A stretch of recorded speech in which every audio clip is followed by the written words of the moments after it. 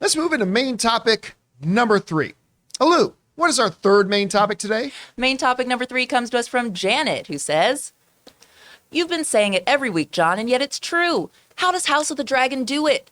The season finale crushed. Spectacular. This has been at least on par with, maybe even better than Game of Thrones Season 1. 3 more 10-episode seasons coming. Let the dance begin. Curious to see the ratings. Unfortunately, it did leak 3 days before airing. What did you guys think?" All right, thanks a lot for sending that in. And yeah, look, I have been singing the praises of House of the Dragon ever since episode 1. I expected it to be good. I didn't suspect it would be this good. And as far as the question of, could it even be better than Game of Thrones season 1? I will say undoubtedly House of the Dragon season 1 is better than Game of Thrones season 1. I have no doubt. I have no qualms about saying that. Now, of course, House of the Dragon has the benefit of standing on the shoulders of Game of Thrones. Yes. And it got to build on that momentum and all the groundwork that Game of Thrones laid and all that kind of stuff. So it had a distinct advantage. And I'm still not going to say House of the Dragon is a better show overall than Game of Thrones was. No. But season 1's? Absolutely. I went into this episode expecting a letdown because your landing is always the hardest part. Like great setup, even great literally second act. in terms of this episode. Yeah. Oh, Boom. The landing, sticking the landing is always the hardest part. And while art is subjective and it will hit everybody in different ways, I will only speak from my own experience, my own perspective. They crushed this. I don't know how narratively you end something more satisfying than they did with this and leave you gasping. Like your last experience for me watching this episode before the screen went black was a gasp.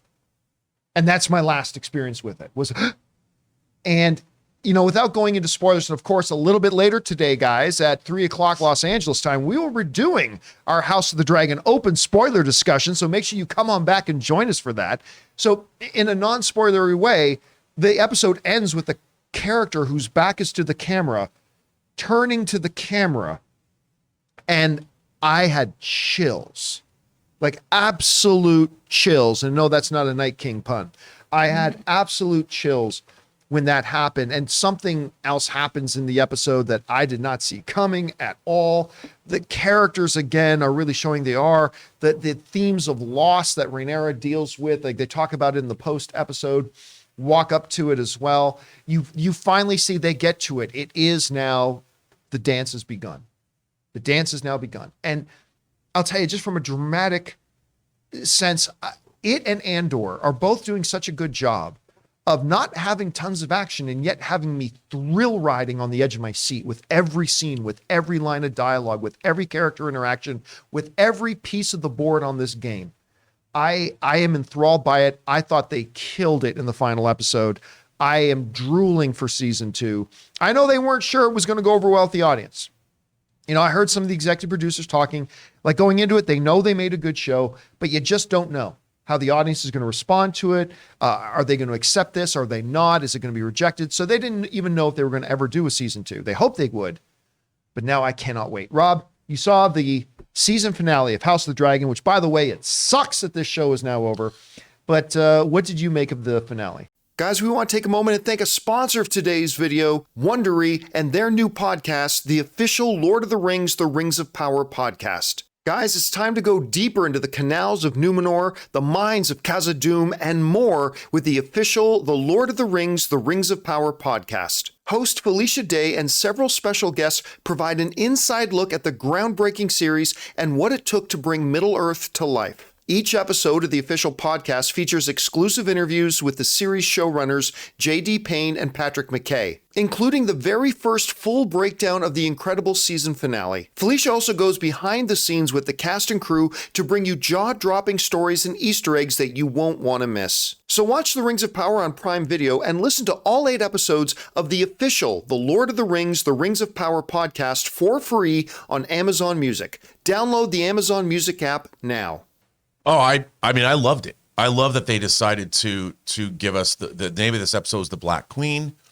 And I think that everything that she has been armed with Rhaenyra Targaryen is now at a place where she has suffered loss and she has suffered.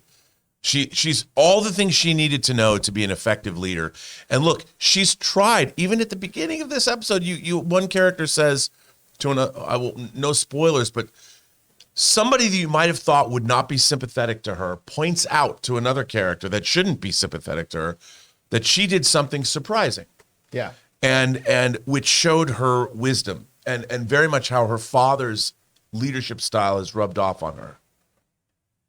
That's over by the end of this episode. She has been forged into a formidable force that is going to come back with the power of a nuclear bomb. I mean, I don't want to be on the receiving end of that stare, let me tell you, because like you said, and we've watched, what's really interesting is we watched two women who have both had to deal with what it's like to be in a man's world, and yet both ascend to these leadership positions. And make no mistake, Aegon has been crowned king. I get it.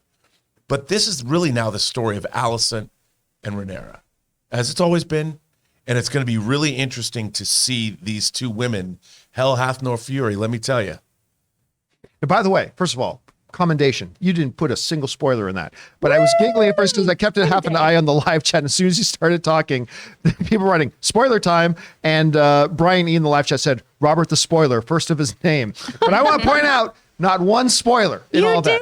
Anyway, Chris, you saw the final episode. What was your impressions of the finale? You know, we were talking off camera before the show, and I don't have the same ringing endorsement as you guys. This is a great episode. Don't get me wrong. This doesn't feel like a finale to me. I was expecting a little more at the end there. And what this all has felt like to me, before I get all you raging, for me, this has felt like a prequel to the prequel. I feel like we're about to get into the story they've wanted to tell, and we had to do a whole bunch of this exposition and everything, which has been intriguing, right? It's been Succession with Dragons. I've been saying that since episode 1. But I just expected a little more oomph in this last one. And that closing moment, while powerful, I did go, that's it? Okay. I also, I was eating ribs during this episode, and boy, that was not the right meal. It was not. Put my plate down and was like, yeah, there's a scene in this episode that's very hard for me to watch. I'll be honest, I didn't watch. I literally watched it like this. I mean, that's just the type of thing. Any of you three back there, any of you guys watch the final episode? I watched it. Taylor, what do you think about it? It was kind of a letdown. This was my first time ever making it all the way to a season finale of Game of Thrones. I was very excited for it. I wanted more. I wanted more slaughter. I wanted more. Really? yeah.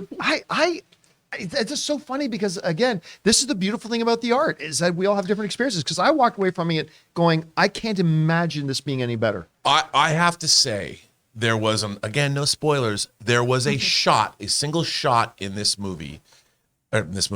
episode that, let's call it a size comparison shot. Yep. And I literally gasped, and it was as far as conveying something that's going to... Yeah. By the way, he's not talking about anything dirty.